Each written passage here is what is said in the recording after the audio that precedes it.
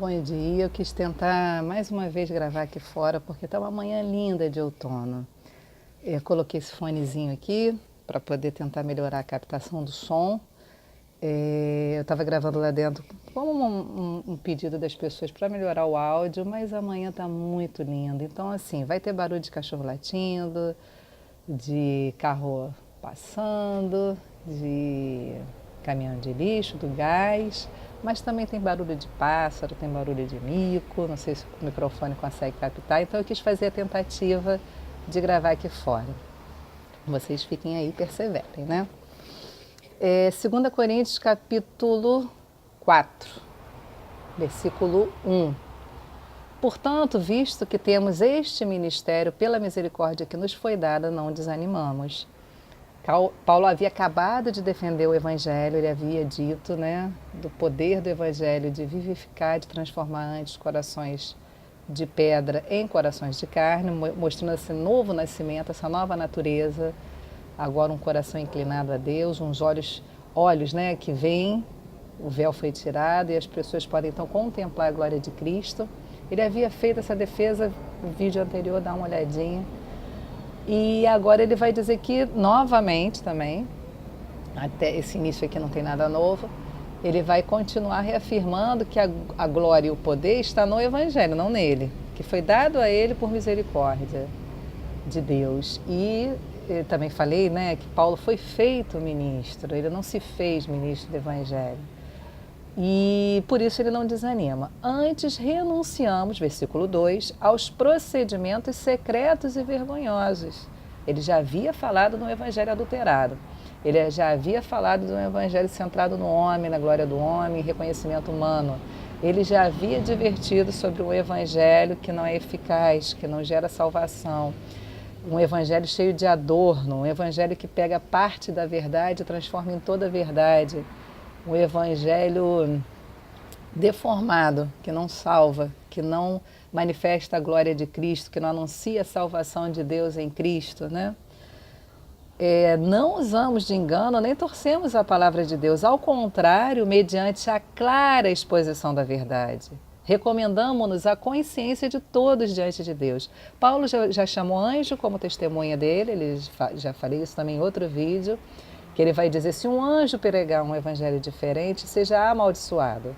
Então, a genuinidade do evangelho dele, o poder do evangelho dele é tal, e o chamado dele é tão eficaz, tão confirmado, né? Que ele vai dizer que, não ouçam anjos que pregam um evangelho diferente do meu, não ouçam homens que têm uma oratória bonita, eficiente, né, na exposição, na defesa de suas ideias, mas é um poder, um evangelho deformado, destituído do poder da glória de Cristo, destituído do poder do Espírito Santo de transformar aquelas palavras que saem da nossa boca em vida, aquela palavra que entra, passa pelo ouvido e entra no coração e transforma vidas. Então ele vai dizer agora que ele já chamou Deus como testemunha dele, e agora ele chama a consciência dos cristãos, aqueles que se converteram. Ele vai dizer, se há fé em vocês, se antes vocês não enxergavam beleza em nada disso e agora vocês enxergam, se agora vocês reconhecem Deus, o Pai, Criador de todas as coisas, o Pai do nosso Senhor Jesus Cristo, conhecem a Cristo, Salvador do mundo, o desejado das nações, Cristo que sofreu morte vergonhosa, levou sobre si os nossos pecados para que nós tivéssemos vida. Se vocês reconhecem o Espírito Santo como Consolador, como Iluminador, aquele que te faz enxergar os teus pecados, que te faz desejar caminhos de paz, que te faz andar com uma fé firme, se todas essas coisas vocês têm dentro de vocês, isso é testemunho do meu Evangelho, isso é testemunho do poder do Evangelho que eu prego, da veracidade do Evangelho que eu prego. Então eu chamo a consciência de vocês, essa consciência regenerada, transformada, como testemunha daquilo que eu prego, do Evangelho que eu prego. 3. Mas se o nosso Evangelho está encoberto, para os que estão perecendo é que está encoberto. Novamente, Paulo vai dizer que o Evangelho tem a sua glória inabalável. Ele antes vai dizer que o mesmo Evangelho pode ter cheiro de morte ou de vida. Por que são evangelhos diferentes? Não. Está naquele que recebe ou não recebe. Ele vai ter cheiro de morte para quem rejeita, para os que estão perecendo, cheiro de vida para os que estão sendo salvos. Aqui ele vai dizer que um sinal de morte é a cegueira. Se você não enxerga a beleza e a glória do Evangelho, não é que o Evangelho está oculto ou ofuscado. Ele está brilhando, o sol está brilhando. Se você não tem olhos para ver, o problema está nos seus olhos. É isso que Paulo está dizendo. Há uma cegueira humana que nos impede de enxergar Deus como Ele é. Há uma cegueira humana que não enxerga toda a bondade, todo o poder, toda a justiça, toda a santidade que há em Deus. E ele vai dizer que essa cegueira não diminui em nada o Evangelho, mas revela o problema do homem. E ele segue aqui, no versículo 4.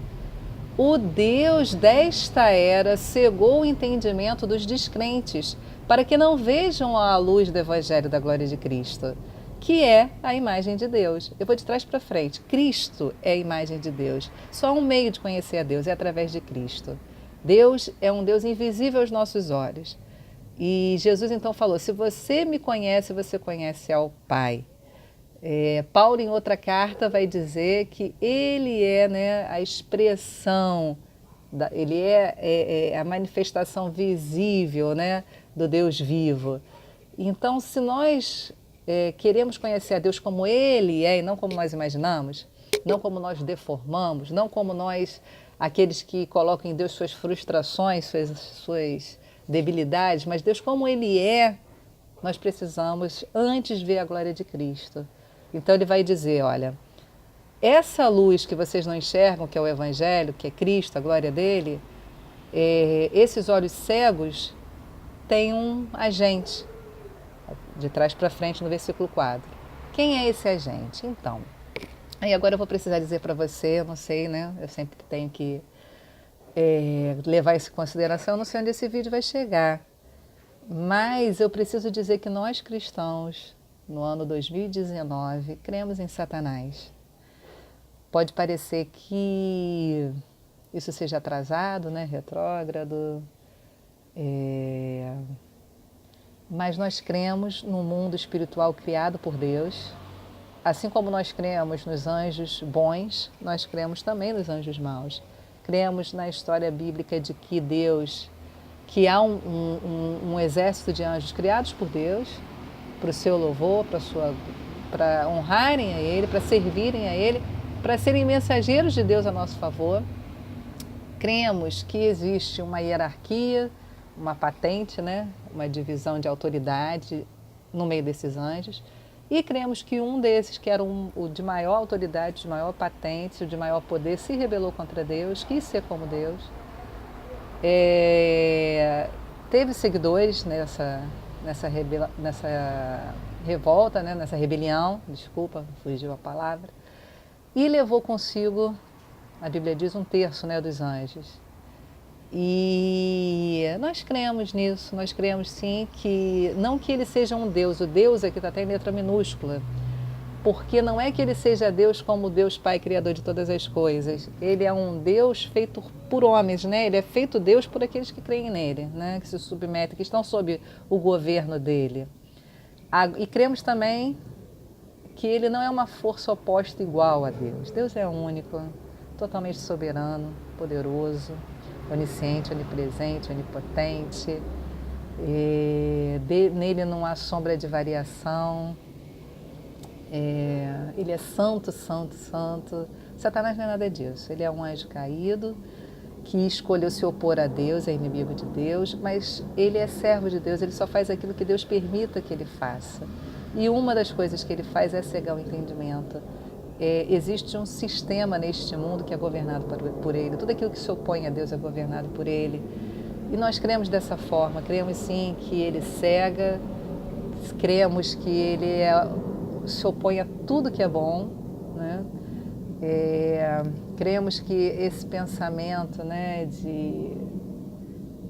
esse desejo que impera no nosso mundo de primeiro eu, primeiro eu e os meus, esse egoísmo humano, todas essas inclinações da nossa carne, da nossa natureza também pecaminosa, encontra nele incentivo, encontra nele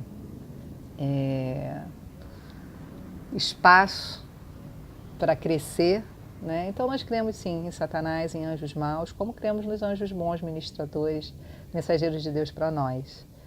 E eu precisava dizer isso, o versículo está aqui, eu não podia fingir que não está escrito, né? Nós cremos sim que Satanás cega, que Satanás encobre esse entendimento.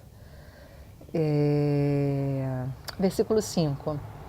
Mas não pregamos a nós mesmos, mas a Jesus Cristo Senhor. Acusavam Paulo de ficar tocando, né, a trombeta para si mesmo. Então ele vai dizer, olha, toda essa defesa que eu faço de mim não é de mim, mas de Cristo e do seu Evangelho. Porque Jesus Cristo é o Senhor, ele vai dizer, né? Versículo 5. Mas a Jesus Cristo, o Senhor, e a nós como escravos de vocês por causa de Jesus. Os cristãos, eu sei que não é sempre essa imagem que a igreja passa, que os cristãos passam, mas nós deveríamos ser, fomos chamados para ser. Jesus nos deu exemplo quando lavou os pés dos discípulos. Ele nos chamou para ser uma comunidade de servos, só um Senhor, e Ele é incomparável, insubstituível, inalcançável. Todos os demais, todos os que seguem a Ele são isso, servos. E Ele vai dizer, e Ele vai se colocar também nesse lugar de servo, Paulo. Versículo 6. Pois Deus que disse das trevas resplandeça a luz, esse Deus que criou, nós cremos sim em Deus como Criador de todas as coisas.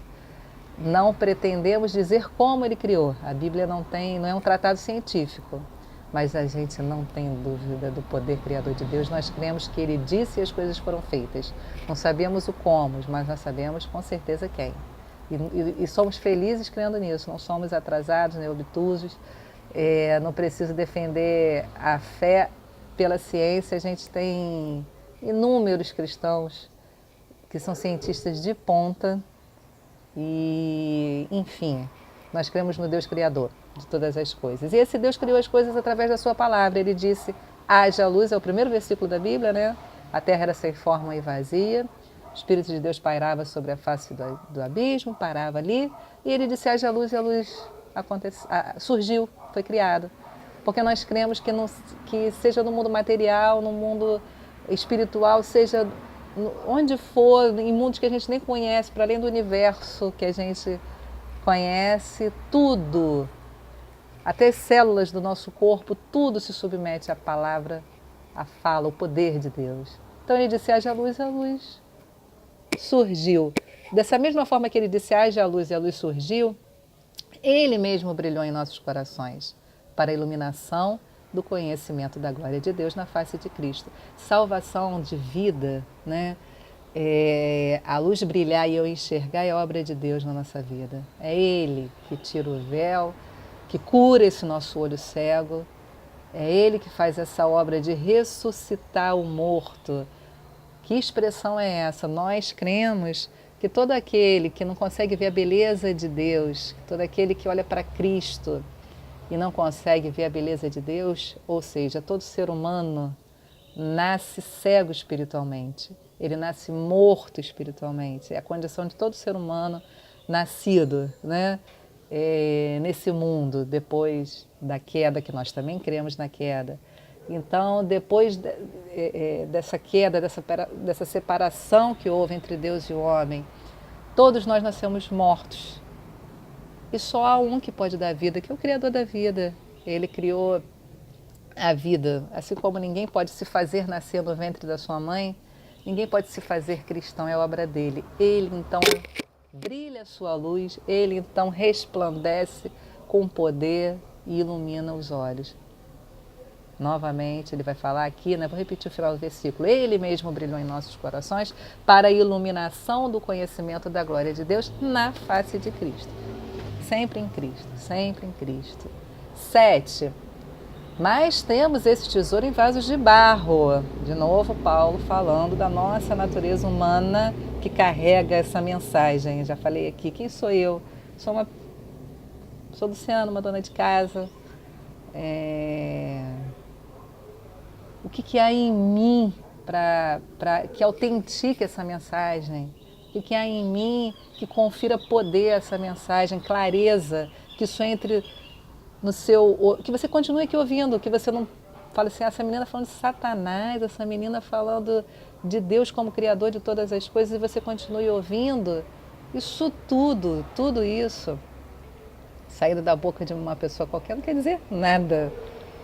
Só toma sentido, só tem poder quando o Espírito Santo então pega essas coisas e usa para abrir o entendimento, para abrir o ouvido. Por isso que Jesus falava tanto, quem tem ouvidos para ouvir, ouça, porque tem gente que não tem ouvido para ouvir, para entender, né?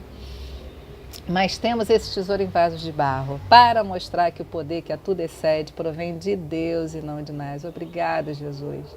Obrigado, porque não há poder em nós. O poder é dele. Fica mais evidente ainda o poder dele. De todos os lados somos pressionados, mas não desanimados. Ficamos perplexos, mas não desesperados. Somos perseguidos, mas não abandonados. Abatidos, mas não destruídos. Esse barro aqui, essa natureza humana, num mundo onde o mal existe, num mundo onde há uma separação entre Deus e o homem, nós temos muito motivo de angústia. A gente tem muito motivo para tristeza. Nós cristãos entendemos que assim como o sol nasce sobre todos, né, o sol não nasce só sobre os filhos de Deus. O sol nasce sobre todos, a chuva cai sobre todos. Nós entendemos que não há sofrimento também que não possa alcançar o cristão. O cristão pode morrer de bala perdida, o cristão pode e vai sofrer as dores do luto, um cristão pode ser violentado, mas qual é a grande diferença que os sofrimentos, o que são os sofrimentos para o cristão? O sofrimento para o cristão, ele tem propósito. Os sofrimentos para o cristão, eles são caminho de aproximação da voz de Deus. O sofrimento para o cristão é experimentar socorro, experimentar a presença de Deus. Aí você vai dizer, mas na alegria a gente não experimenta a presença de Deus? A gente experimenta, claro que a gente experimenta. Deus está na alegria. Eu falei isso num storyzinho que eu fiz no Instagram. Eu fui dar uma aula para as crianças lá do Projeto Crescer. O Projeto Crescer tem confissão cristã. E a gente sempre traz uma palavra de Deus para eles. E a palavra era sobre Isaac e Ismael no mesmo capítulo. O nascimento de Isaac sendo celebrado, o milagre de 2 idosos terem um filho. E, por outro lado, o filho que, digamos assim, ilegítimo, o filho que não nasceu da barriga de Abraão e Sara, sendo expulso, sendo abandonado. E Deus também estava. Deus estava no milagre que fez 2 homens, 2 humanos, né, já idosos, Abraão e Sara, gerarem vida num ventre já infértil, né, sem fertilidade nenhuma. E Deus estava com Ismael no deserto, por onde ele teve que peregrinar. Ele ouviu o choro do menino. Então Deus está na alegria, Deus está na tristeza. Mas não há dúvida que na tristeza, por conta da nossa natureza humana, é quando a gente é esvaziado de qualquer pretensão, de qualquer força para resolver pelo nosso próprio braço qualquer coisa, é a hora que a gente se agarra em Deus. E Ele se faz presente. Ele se faz presente. Então os sofrimentos, né, ele vai dizer, somos pressionados, mas não desanimados. Nós estamos sujeitos nessa vida a toda e qualquer dor e sofrimento. A existência humana, Eclesiastes vai dizer que tem coisas que estão tortas e coisas que faltam na existência humana, desde que fomos separados de Deus, para quem fomos criados. E essas faltas e essas coisas tortas nos oprimem, nos roubam paz, alegria. Mas o que Paulo está dizendo é que, apesar de estarmos inseridos neste mundo, apesar de sofrermos todas essas pressões, todas essas angústias, sofrermos todas essas questões, nós temos socorro, nós temos mão estendida de Deus, nós temos visão para ver, a gente tem olho que vê, que Deus continua sendo bom, ainda que o mundo seja mau, que Deus continua sendo bom, ainda que dores venham sobre a minha vida, que Deus continua presente, ainda que eu esteja com um sentimento de solidão terrível. É um versículo bíblico lindo que diz que ainda, que eu não vejo o sol, ele não deixou de brilhar. Ele não deixa de brilhar nunca, nunca. Deus, ele está sempre brilhando a luz da sua glória sobre a nossa vida, sendo socorro presente na angústia. Então, é uma vida, a vida humana, uma vida que perece, que morre, ela é uma vida de dores. É o que Paulo vai dizer aqui. Paulo, especialmente, experimentou muitas dores por amor de Cristo, por amor à pregação do Evangelho.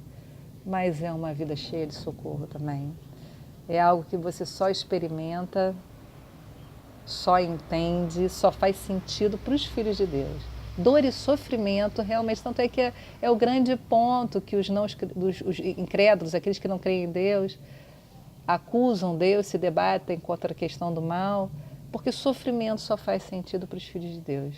Só tem propósito na vida dos filhos de Deus, porque eles entendem que Cristo padeceu, Cristo sofreu antes de ser glorificado. Há um caminho de dor que faz parte da vida cristã que nos prepara para coisas superiores e maiores depois. Sofrimento só faz sentido realmente para os filhos de Deus. Vamos seguir aqui.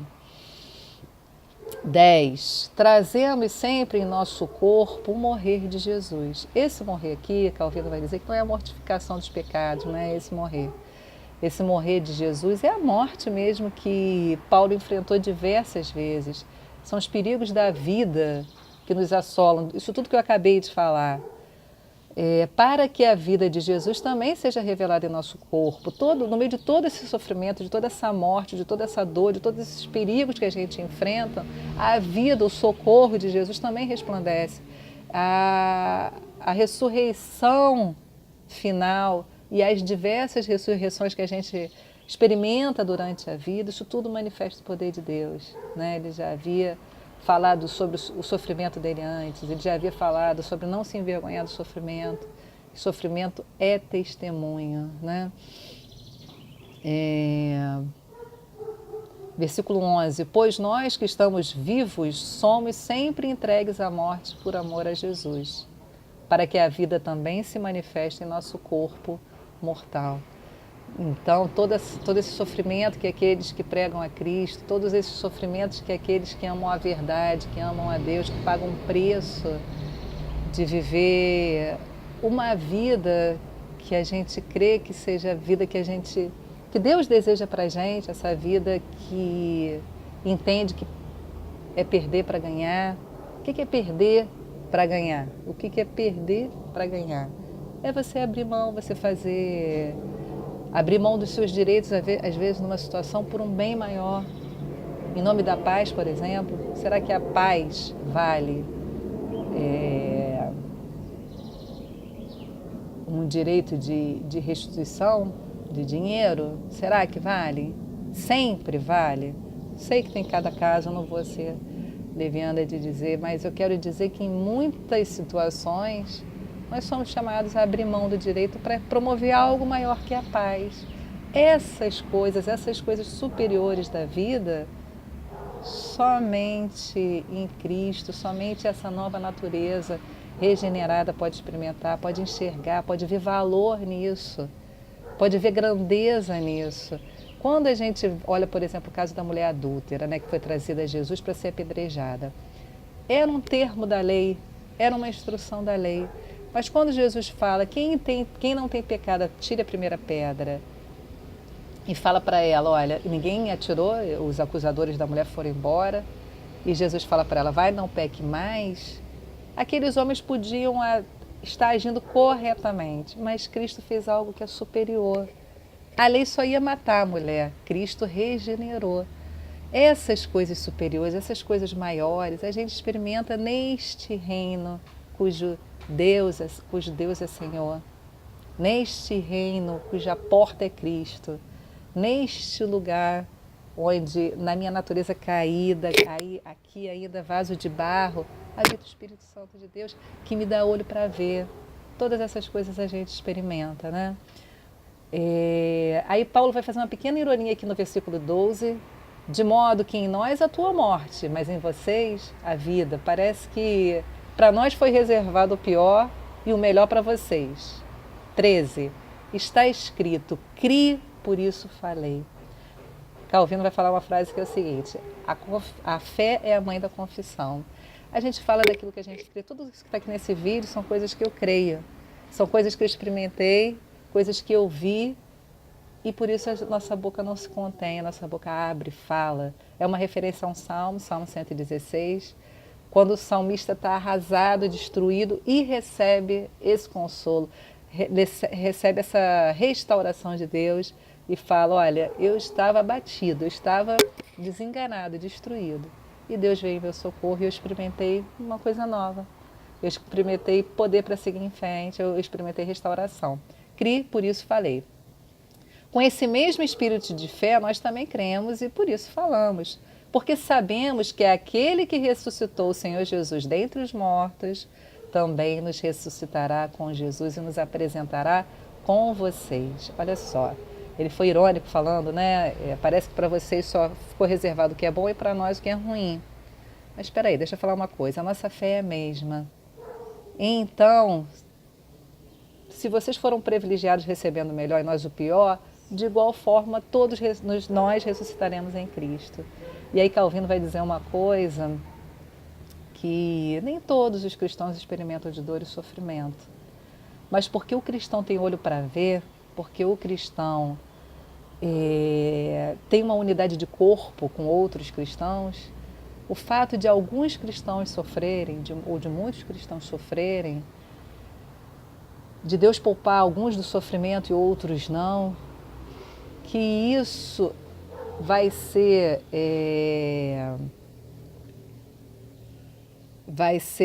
crescimento não só para o que sofreu, mas para todos aqueles que também estão vendo o sofrimento do seu irmão. Então ele vai dizer, Calvino diz que parece que nessa unidade do corpo, parece não, né? Na unidade do corpo, nem todos sofrem na mesma medida, e a gente sabe disso.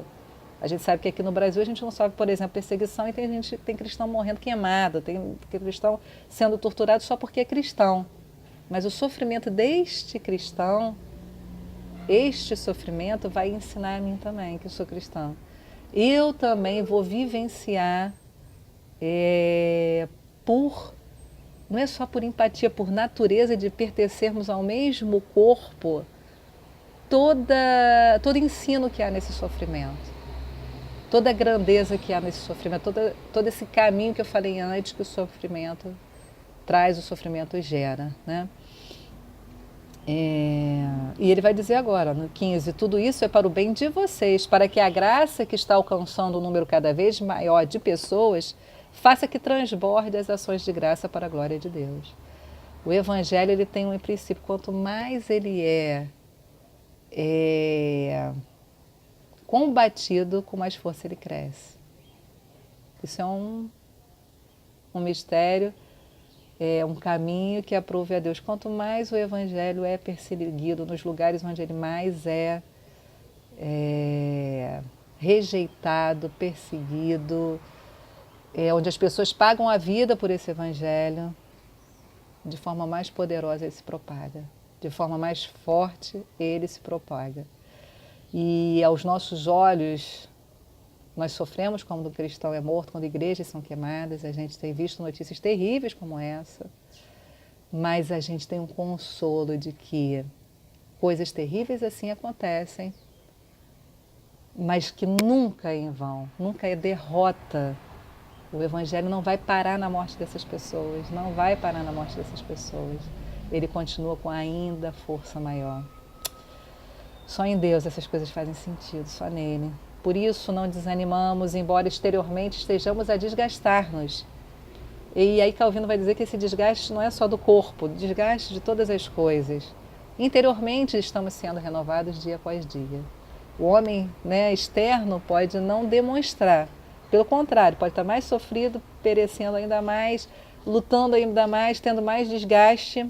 Mas o interior, esse homem que está sendo preparado para a eternidade, para a ressurreição, para a glória com Deus, este homem está sendo fortalecido.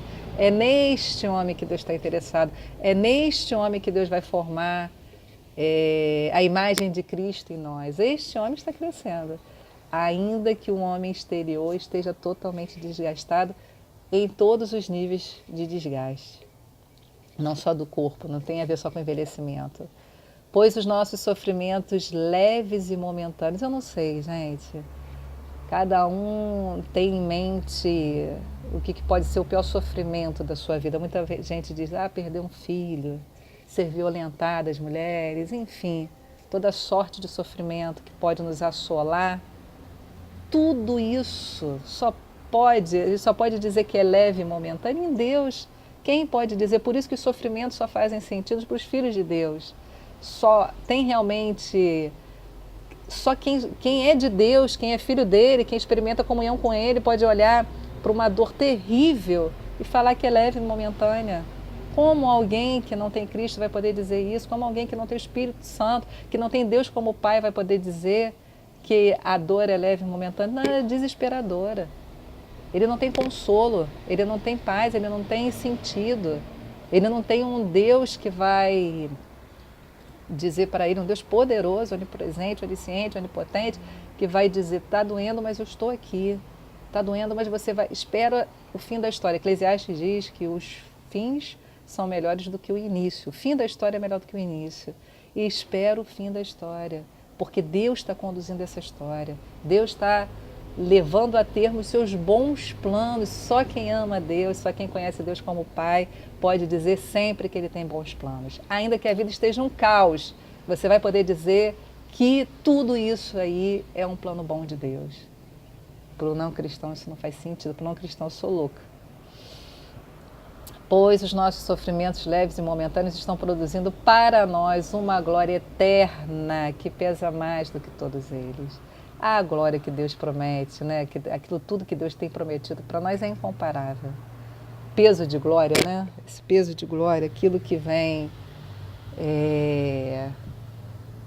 de Deus, do céu para a gente, daquilo que Deus tem preparado no fim de todas as coisas. E a gente está falando de um fim, mas o começo já está acontecendo. Nós estamos, né, no começo disso tudo. E tudo que nos cerca, todo o sofrimento, toda a alegria, tudo é para nos preparar para o grandioso dia que estaremos diante de Deus. E aí então seremos plenos, seremos totalmente plenos, teremos total descanso, encontraremos sentido para tudo, porque nós vamos estar com aquele que é a única coisa que a gente precisa, que é Deus. Você não precisa de mais nada.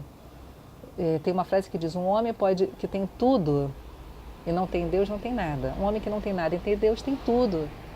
A gente crê nisso, de que no dia em que encontrarmos com Deus face a face, tudo vai ter valido a pena, tudo. Porque Ele nos preparou para esse dia, Ele nos convidou para esse dia e Ele nos preparou para esse dia, desde o início. Desde o momento que Ele nos gerou, né, no ventre da nossa mãe. Antes mesmo da nossa história começar, Deus já tinha preparado esse encontro glorioso com Ele, esse encontro bendito, que vai ser, assim, com certeza o dia mais feliz da nossa vida. Assim fixamos os olhos, não naquilo que se vê, esse céu maravilhoso que está aqui na minha frente, essa árvore aqui, tudo é lindo, mas nada se compara. Ou se eu fixar os olhos naquilo que eu não tenho, naquilo que me foi tirado, nada se compara. Não naquilo que se vê, mas no que não se vê. Pois o que se vê é transitório, mas o que não se vê é eterno. Os olhos da fé vê o invisível. Por isso que Hebreus vai dizer que o olho da fé vê o invisível. Porque nós estamos vendo pela fé coisas gloriosas. Tudo que eu te disse aqui é glorioso demais. E nós não vemos, nós não cremos. Eu vejo pela fé. O glorioso dia em que Cristo vai voltar e que todas as promessas feitas para nós de uma vida plena, abundante, um corpo totalmente restaurado, transformado, tudo isso nós vamos vivenciar, tudo isso nós vamos ver. É coisa grandiosa demais.